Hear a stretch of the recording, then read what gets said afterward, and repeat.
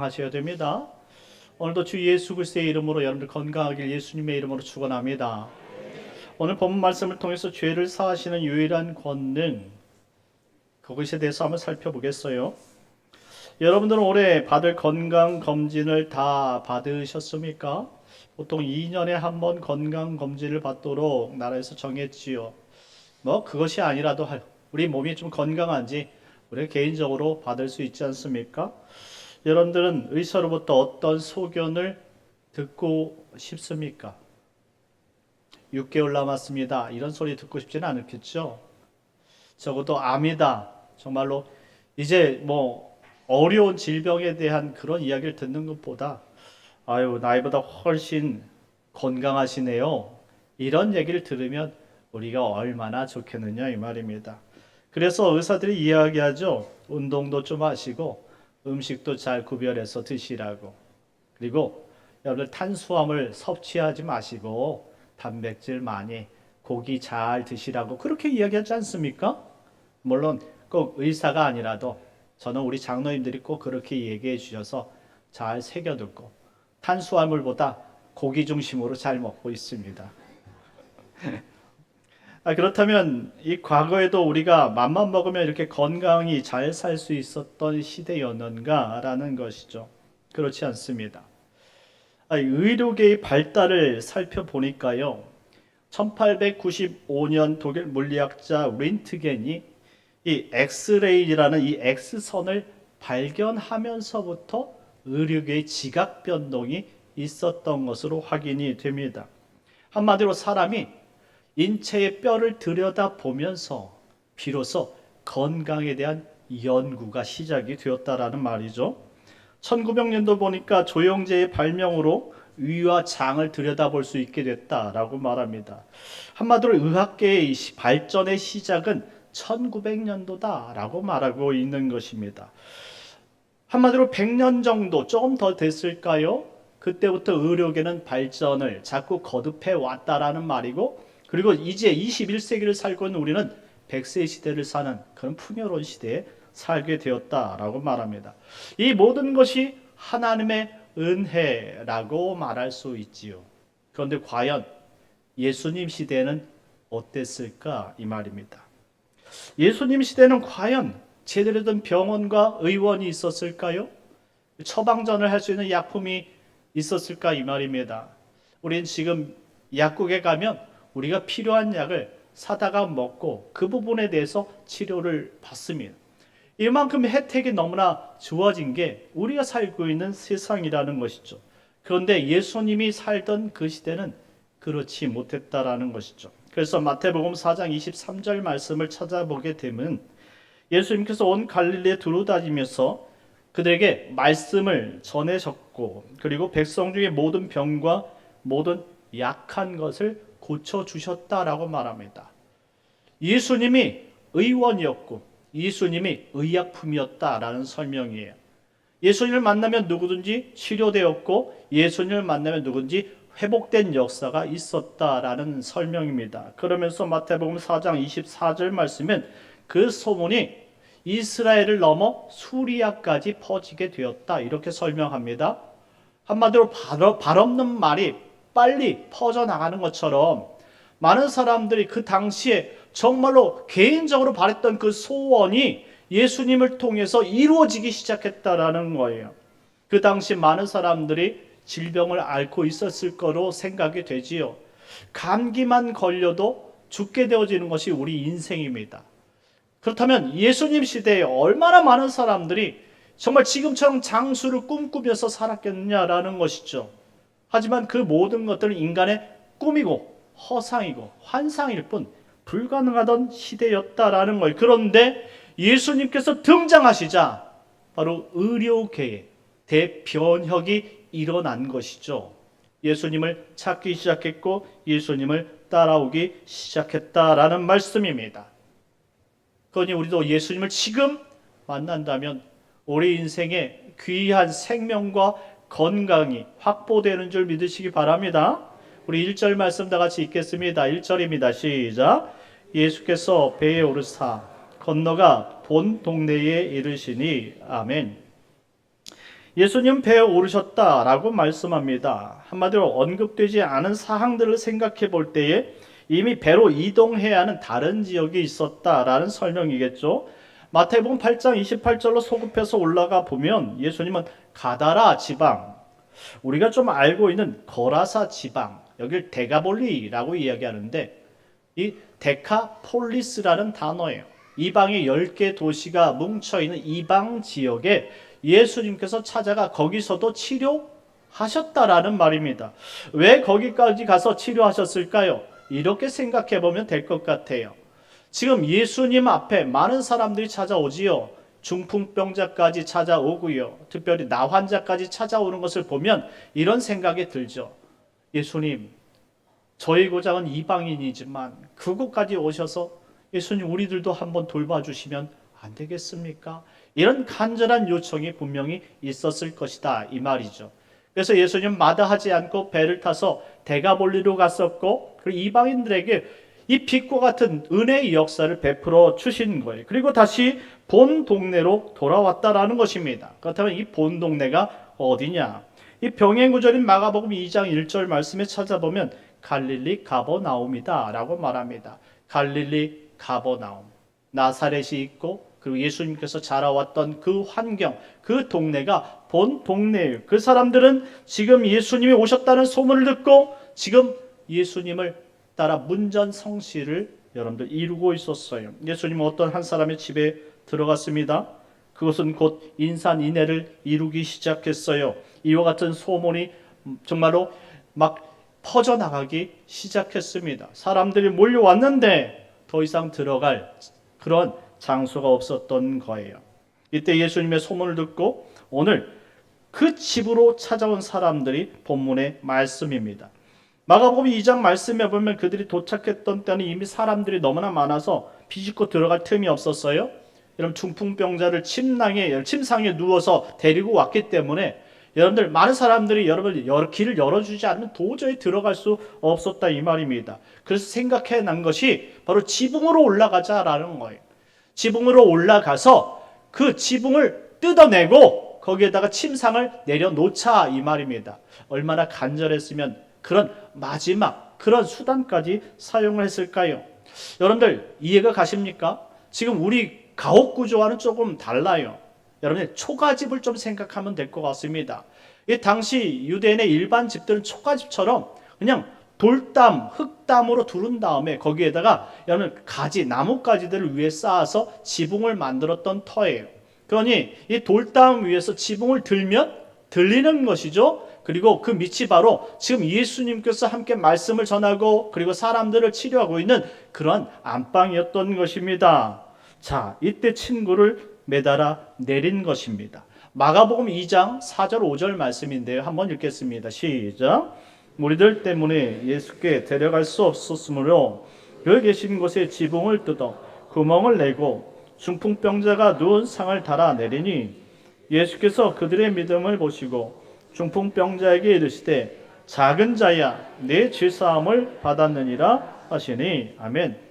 이 상황이 얼마나 놀랄 상황입니까? 지붕이 막 뜯겨지고 거기서 갑자기 말씀을 전하고 치료하는 그 상황 속에서 지금 침상 하나가 여러분들 내려오고 있다고 생각해봐요. 놀라지 않겠습니까? 그런데 예수님은 놀라지 않고 당황하지 않고 중풍병자를 보았다라고 말합니다. 오늘 본문 마태복음 9장 2절 말씀도 한번 읽어보겠습니다. 시작. 침상에 누운 중풍병자를 사람들이 데리고 오거늘 예수께서 그들의 믿음을 보시고 중풍병자에게 이르시되 작은 자야 안심하라 내 죄 사함을 받았느니라. 아멘. 예수님은 놀라지 않았습니다. 정확히 누구인지 모르지만 그 중풍병자가 내려오는 것을 보셨고 그리고 그들의 믿음도 보았다 이렇게 설명합니다. 그들을 보았고 그들의 믿음도 보았다. 여러분들에게 한번 물어보고 싶습니다. 믿음이 보이십니까? 여러분들은 믿음을 볼 수 있습니까? 그런데요, 우리도 믿음을 볼 수 있어요. 그것이 100% 정확하진 않지만 우리의 삶을 통해 믿음은 보여진다라는 말씀이죠. 한마디로 믿음은 우리의 행위와 밀접한 관계를 가지고 있습니다. 우리가 믿고 있기 때문에 우리가 교회에 나온 줄 믿으시기 바랍니다. 여러분들 이 시간에 여러분들 왜 나왔어요? 믿으니까. 누구를? 예수님을 믿으니까. 이 시간은 우리가 예배하는 시간이라는 사실을 알고 믿으니까 이 자리에 나온 것이지. 여러분 믿지 않으면 이 자리에 나올 수 있겠습니까? 안 믿으니까, 못 믿으니까 따를 수 없는 거예요. 여러분들 우리 교회가 이제 다음 주에 여러분 돌아오는 주일에 대청소를 하자고 그렇게 선언을 했습니다. 여러분들 교회가 필요해서 여러분들 함께 이 교회를 손님 맞이하기 위해서 청소하자라고 얘기를 했습니다. 여러분들 믿으니까 나오는 거예요. 믿으니까 함께 봉사하는 거예요. 물론 시간이 바쁘고 그리고 상황이 안 될 수 있어요. 하지만 믿음이 있으니까 어려운 상황 속에서도 교회를 사랑하는 마음에 그 자리에 나와서 같이 일을 하고 봉사하고 청소를 할 수 있다 이 말입니다. 여러분들 일정한 교회 생활을 하다 보면 여러분들이 직분을 받게 돼요. 서리 집사를 받고요. 안수 집사를 받고요. 어떤 분은 권사님을 받고요. 어떤 분들은 여러분들 안수 집사의 장로님까지 피택받게 되는 것이죠. 그러면 여러분들 우리 삶 가운데 이런 직분이 주어지면 어떻게 살아가야 됩니까? 장로님이면 장로님답게, 안수 집사님은 안수 집사님답게, 그리고 권사님이면 권사님답게 살면 되는 것 아니겠어요? 왜요? 믿음이 있으니까. 그래서 사람들이 이야기합니다. 장로님이 왜 저러실까? 권사님이 왜 저러실까? 안수 집사님이 왜 저러실까? 나름의 다 사정이 있습니다. 다 사정 없는 사람은 없어요. 여러분들 공동묘지 가도 핑계 없는 무덤은 없다라고 말을 합니다. 다 사정이 있습니다. 그런데 누구는 사정이 있음에도 불구하고 그 자리를 참석하는 사람이 있고요. 사정을 만들어서 참석지 않는 사람이 있다 이 말입니다. 무엇 차이입니까? 믿음 차이라는 거예요. 믿음 차이. 그러니 믿음에 있고 없고가 우리의 삶을 정한다 이런 표현이죠. 또는 우리가 교회 나와서 함께 예배하고 우리가 함께 교제하고 함께 봉사하고 함께 일하는 모든 것들이 믿음과 연관이 있다라는 사실을 반드시 기억하시기 바랍니다. 그것을 위해서 야고보서가 충분히 여러분들께 가르쳐 준 거예요. 이처럼 우리 신앙은 모두가 믿음과 연관이 되어 있다라는 거예요. 그런데 예수님이 모르시겠느냐 이 말입니다. 얼마나 정말로 지금 긴급하고 얼마나 애처롭고 얼마나 사랑하면 그 중풍병자 친구를 그 지붕을 뜯어가면서 여러분들 그 침상에 여러분 내 모퉁이에 여러분들 밧줄을 달아서 거기서 끌어내리냐 이 말입니다. 예수님이 치료해 주실 수 있다라는 그 확신을 믿고 있으니까 그 믿음이 있으니까 내린 것 아니냐 이 말입니다. 오늘 본문에서 예수님께서 보았다라고 말하는데 이 보다라는 단어가 에이도라는 단어예요. 이것은 이미 겪고 경험해서 알다라는 의미예요. 한마디로 경험하는 것은 안다라는 표현이에요. 어떻게 사람이 그럴 수 있느냐? 예수님은 사람이 아니기 때문에 그럴 수 있다는 것이죠. 예수님은 하나님이신 줄 믿으시기 바랍니다. 예수님이 이미 경험했다라는 표현은 이미 그를 택하여 안다라는 말이에요. 우리를 한 번 본 것이 아니에요. 이미 택했기 때문에 우리가 누군지를 알고 있으며 우리를 구원하시기 위해 그 사람 앞에 가시는 분이 바로 예수 그리스도이라는 사실을 믿으시기 바랍니다. 여러분들이 잘나서 여러분들이 믿은 것 아니에요. 예수님이 여러분을 찾아가셨으니까 여러분들이 예수님을 믿게 된 것이다 라는 사실이죠. 이미 예수님이 겪어봤기 때문에 여러분들을 안다라고 표현하는 것입니다. 예수님이 이처럼 오늘 보호한 것은 그들이 택한 하나님의 어여쁜 백성이라는 것을 보고 알았다라는 말입니다. 그래서 그들을 치료하시는 것이지요. 하나님이 너무나 기뻐하셨을 겁니다. 그리고 예수님은 이 치료하면서 이 중풍병 환자에게 이렇게 말씀하십니다. 작은 자여 안심하라. 내 죄사함을 받았느니라. 작은 자여 안심하라.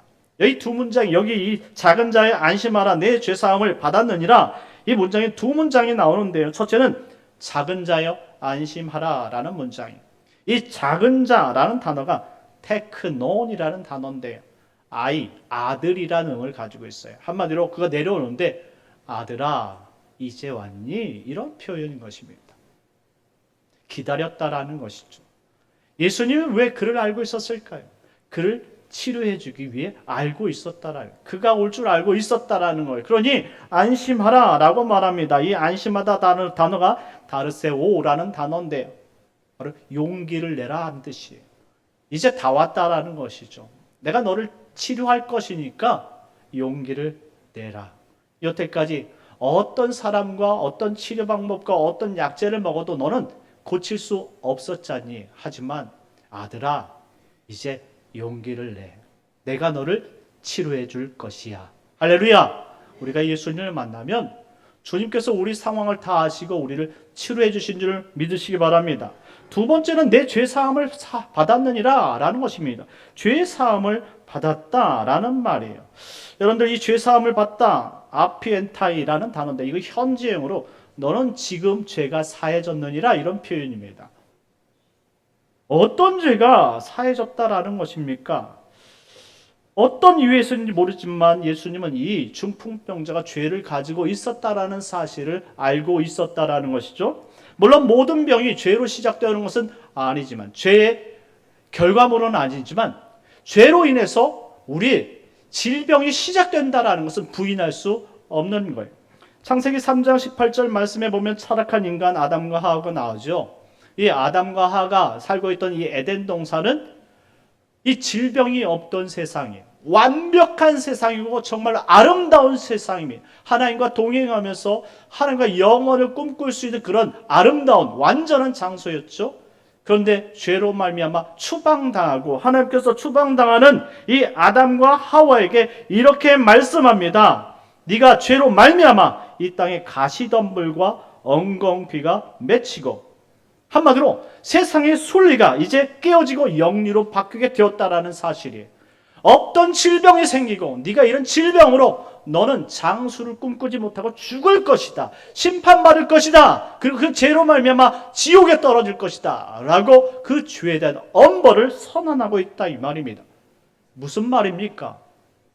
우리의 죄로 인해 질병이 시작되었다라는 표현이에요.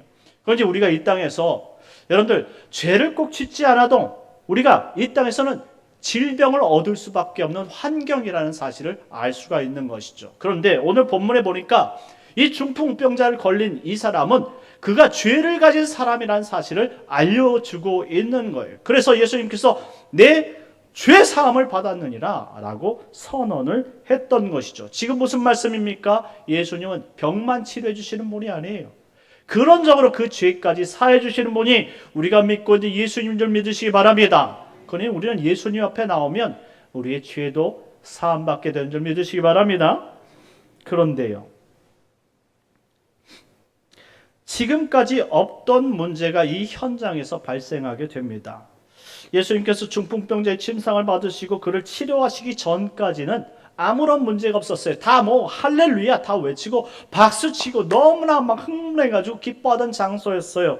그런데 이 죄사함의 선언이 있은 후로부터 문제가 생기기 시작했습니다. 자, 3절 말씀 다 같이 읽겠습니다. 시작. 어떤 서기관들이 속으로 이르되 이 사람이 신성을 모독하도다. 아멘. 예수님의 말씀을 듣고 치료하는 현장 속에는 여러분들 어부와 농부만 있었던 것이 아니라는 거예요. 거긴 종교인들이 함께 있었어요. 서기관, 바리새인, 여러분들 사두개인, 이같이 종교인들이 함께 있었고 말씀을 듣고 평가하고 있었다 이 말입니다. 눈앞에서 막 정말로 믿을 수 없는 이 죄사함의 병자를 치료하면서 정말로 이분이 정말 어떤 분인가 할 정도로 막 정말 모두가 기뻐하는 그 순간에 이 사람들은 그 기쁨이 잠시 가지 못했어요. 왜냐하면 예수님께서 내 죄사함을 사함받았다라고 선언했기 때문이죠. 사람들 생각은 어떻습니까? 바로 이 사람이 신성을 모독한다, 율법적으로 생각한 거예요. 마가복음 2장 7절 말씀인데요. 그 구절도 한번 찾아보겠습니다. 시작.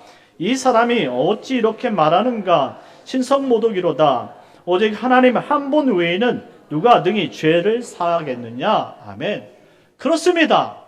하나님 외에는 죄사함을 받을 수 있는 사람, 죄사함을 할 수 있는 사람이 없다라고 말하는 것이죠. 자, 여러분들 생각할 때 지금 서기관의 생각이 옳다고 생각됩니까? 틀리다고 생각합니까? 옳아요. 옳은 것이죠. 하나님 외에 누가 죄를 사할 수 있겠습니까? 하나님밖에 죄를 사하실 수 있는 분이 없다라는 거예요. 서기관들의 판단이 옳았던 거예요. 그런데요, 하나만 옳고 둘은 옳지 않았던 것이죠. 지금 세상의 의료 기술로 여러분 치료할 수 없는 사람을 말로써 치료했다면 이 사람 누굽니까? 그가 사람입니까? 그리고 이분이 정말 내 죄 사함 받았느냐라는 말씀을 통해서 이 병이 치료되어졌다면 그가 정말로 사람이냐 이 말이죠. 그래서 이들은 육체로 오신 그 예수님을 단지 선지자쯤으로 생각했을 뿐 그가 진짜 하나님께서 이스라엘 백성들에게 예언으로 말씀하셨던 메시아라는 사실은 받아들이지 못했다라는 것입니다. 안타깝게도 거듭나지 못해서 앞에 계신 분이 그와 같은 하나님의 기적을 보여줌에도 불구하고 사람으로 보았다라는 말입니다. 평가했다라는 말이죠. 사랑하는 성도 여러분, 우리가 거듭나지 못하면 예수님이 죽었다 깨어날 정도로 이 자리에서 왔다 갔다 하셔도 그분이 예수님을 받아들이지 않는 거예요. 우리가 거듭나지 않으면 주님께서 우리에게 하신 말씀들을 우리가 보고 우리가 은혜 받을 수 없다 이 말이죠. 이 자리에서 선언된 하나님의 말씀들을 우리가 거듭나지 않았다면 이 성경 말씀을 곧이곧대로 우리가 받아들일 수 없다라는 거예요. 그러니 2000년 전에 이와 같이 예수님께서 친히 하나님이지만 이 땅에 오셔서 그들을 고쳐주시고 그들에게 말씀을 주시고 그들의 죄를 사해 주었음에도 불구하고 서기관들은 거듭나지 못했기 때문에 예수님을 평가하고 앉아 있었던 것이다 라는 말씀입니다. 이때 예수님께서 말씀하시는 것이죠. 5절 말씀 다 같이 읽겠습니다. 5절입니다. 시작. 내 죄 사함을 받았느니라 하는 말과 일어나 걸어가라 하는 말 중에 어느 것이 쉽겠느냐. 아멘. 예수님께서 서기관에게 질문하신 거예요. 죄 사함을 받았느니라 하는 말과 걸어가라 하는 말 중에 어떤 것이 쉽겠느냐라는 것이죠. 여러분들은 어떤 것이 더 쉽게 느껴집니까? 인간적인 사고방식이라면 죄 사함을 받았느니라 라는 말이 훨씬 쉽지요. 그런데 유대교의 입장으로 생각해보면 죄 사함을 받았느니라 그 말은 오직 하나님밖에 할 수 없으니 일어나 걸어가라 라고 말하는 것이 더 쉽다 이 말이죠. 그런데 다시 한번 생각해 보십시오. 일어나 걸어가라 라고 말한다면 그 사람에게 일으켜야 되는 책임이 그 사람에게 있는 것이죠. 가능합니까? 사람으로서 일어나 걸어가라 해서 걷게 하는 것이 사람으로서 가능하냐 이 말입니다. 그러니 서기관은 이 말도 할 수 없었고 저 말도 할 수 없는 것입니다. 오직 하나님만이 여러분들 죄 사함도 선언할 수 있고 그를 말로써 일으켜 그를 걷게 할 수도 있었다 이 말입니다. 그러니 오늘 지금 그 서기관 앞에서 치료를 행위를 보여주시는 그분은 누구냐 이 말입니다. 바로 우리를 구원하시고 우리의 죄를 그 근원부터 없애시고 우리를 정결케 맑히시고 하나님의 백성으로 만드시는 메시아 예수 그리스도인 줄 믿으시기 바랍니다. 그분이 지금 그 앞에서 이와 같이 말씀하셨다라는 것이죠. 그리고 6절 말씀 이렇게 말씀하십니다. 6절 시작. 그러나 인자가 세상에서 죄를 사하는 권능이 있는 줄을 너희로 알게 하려 하노라 하시고 중풍병자에게 말씀하시되 일어나 내 침상을 가지고 집으로 가라 하시니 아멘. 여태까지 보여줬던 이 치료의 현장 이건 사람이 행할 수 있는 것이 아니라 하나님만이 행하실 수 있는 것이다. 그러나 내 죄 사함을 받으라 라고 이야기하는 것은 인자가 이 땅에서도 죄 사함의 권세를 가지고 있는 하나님이라는 사실을 알게 하려는 것뿐이다 라는 사실입니다. 사랑하는 성도 여러분, 우리를 치료해 주시고 우리를 부르시고 우리를 거듭나게 해주신 그 예수님은 사람이 아닙니다. 우리를 구원하신 예수 그리스도이며 메시아이며 우리의 하나님인 줄 믿으시기 바랍니다. 그와 같이 우리에게 참된 이유 같은 믿음이 없다면 우리는 그 예수님을 100번 봐도 우리는 예수님을 비판하고 신랄하게 그를 정말로 외면할 수밖에 없는 존재들이라는 것이죠. 결국 8절 말씀에 우리가 보고 두려워하며 이런 권능을 사람에게 주신 하나님께 영광을 돌렸더라 라고 말씀합니다. 우리 예수 믿는 사람들이 예수님을 온전히 바라보고 그 능력을 깃대어서 믿음으로 살 때에 이와 같이 모든 사람들이 하나님 앞에 영광을 돌리는 인생을 살게 되는 줄 믿으시기 바랍니다. 사랑하는 성도 여러분, 예수님이 이 땅에 자신의 백성을 치료하고 우리의 죄를 사하기 위해 이 땅에 오신 유일한 권능을 가지신 분임을 믿으시기 바랍니다. 그런데 이 믿음을 가진 신분이라면 나만 가정천국을 이뤄서는 안 된다는 말씀이에요. 나의 자녀들도, 나의 남편도, 나의 아내도, 나의 부모도, 아직 예수를 알지 못하는 모든 사람들이 이와 같이 나의 죄를 사하시고 나를 치료해 주시고 나를 건강케 하시고 나에게 영원한 생명과 목적을 주시는 그 하나님을 만날 수 있도록 인도하는 것이 우리가 이 땅에서 살아가는 사명이라는 사실을 기억하시기 바랍니다. 그러니 우리가 10월 한 달 동안 태신자를 작정하는 것 너무나 중요한 일이죠. 여러분 주위에 아직도 여러분들 구원받아야 될 사람들은 너무나 많지만 아직 우리가 두렵거나 아직 믿음이 연약하여서 그들에게 예수를 소개하기가 너무나 부끄러워서 아직도 전하지 못한 그런 성도들이 참으로 많은 줄 압니다. 하지만 여러분들이 이 자리까지만 여러분들이 모시고 온다면 하나님의 복음은 내가 증거할 테니 여러분들은 모시고 오시기만 하면 되겠습니다. 그래서 예수 초청 큰 잔치, 이웃 전도 초청 큰 잔치를 통해서 우리가 정말로 하나님 앞에 정말 영광을 돌리고 모두가 가정천국을 이루고 정말로 참된 기쁨을 얻고 정말 이 땅을 예수와 함께 행복하게 살아가는 복된 성도들의 가정 되시길 예수님의 이름으로 축원합니다. 우리 시간 다 같이 잠시 기도하겠습니다. 하나님, 우리를 치료하실 분은 오직 예수밖에 없는 줄 믿습니다. 그러니 하나님, 이 예수를 나를 치료해 주시고 나를 구원하신 그 예수님을 우리 자녀들에게도 우리 남편에게도 우리 아내에게도 전할 수 있도록 은혜를 베풀어 주시고 하나님 이번 초청잔치를 통해 하나님 그들이 예수를 꼭 믿을 수 있도록 그들을 모시고 올 수 있도록 하나님 기회를 주시옵소서. 하나님 그들을 위해 기도할 때 하늘문을 여시는 하나님의 놀라운 은혜가 그들의 영혼을 붙잡아 주시옵소서. 우리 주여 한번 외치기 기도하도록 하겠습니다. 주여 하나님 아버지 감사합니다. 하나님 이웃사랑 전도 초청잔치를 준비합니다. 하나님 우리 인생을 치료하고 우리 인생의 죄를 사하시고 우리를 천국으로 인도할 유일한 분 그분이 오직 예수밖에 없사오니 하나님 우리가 그 예수를 믿는다면 아버지 천천히를 통해서 하나님 아버지 잘 준비하게 하시고 전도할 수 있는 기회로 삼게 하여 주시옵소서. 그래야 하나님께만 영광을 돌게 하시고 아버지 그래야 우리 가정이 모두가 가정 천국을 이룰 수 있는 복된 시간이 될 수 있도록 인도하여 주시옵소서. 오 하나님 은혜 위에 은혜를 더하여 주시옵소서. 하나님 응답해 주옵소서. 예수님의 이름으로 기도드리옵나이다. 아멘. 참 좋으신 하나님 은혜를 감사합니다. 하나님 우리의 죄를 치료할 분 우리의 병을 치료할 분은 오직 우리를 구원하신 예수 그리스도밖에 없는 줄 믿사오니 하나님 우리에게 이와 같은 믿음이 있다면 하나님 아직도 이 믿음이 없는 우리의 남편, 아내, 자녀들, 부모, 형제들을 하나님 전도할 수 있도록 우리에게 은혜와 하나님 우리에게 정말로 복음의 입술을 허락하여 주시옵소서. 그리하여 하나님 이 자리가 차고도 넘칠 수 있도록 하나님 나라가 되게 하여 주시옵시고 우리 교회가 정말 좋은 소식이 퍼져나가 이 지역과 민족을 변화시킬 수 있는 앞장서는 복된 교회가 되게 하여 주옵소서. 이번 한 달도 하나님 태신자를 마음속에 품게 하시고 이번 주도 하나님 아버지 우리가 성령과 동행하며 기쁨으로 살아갈 수 있도록 은혜 베풀어 줄 것을 믿사오며 예수님의 이름으로 기도드리옵나이다. 아멘.